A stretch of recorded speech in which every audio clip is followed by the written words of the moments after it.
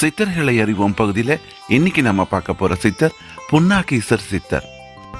தந்தை இல்லாத இவர் கன்னித்தாய் ஒருத்தி இறை அருளால் இவரை பெற்றெடுத்தார் என்பதுதான் வரலாறு.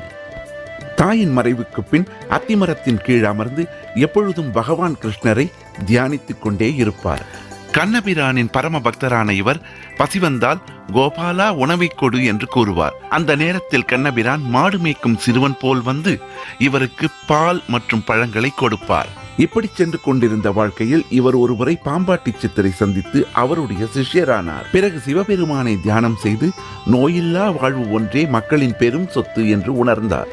பிறகு மருத்துவம் பலகற்று மக்களின் நோயை போக்கினார். மக்களின் நோய்க்கு மண்ணையே மருந்தாக்கி கொடுத்து குணப்படுத்தினார். பிறந்த மாதம் வைகாசி, நட்சத்திரம் சித்திரை, ஜீவசமாதி அடைந்த இடம் நாங்குநேரி, எழுதிய நூல்களில் சில மூப்பு சூத்திரம். சித்தர்கள் மீண்டும் தோன்றட்டும்.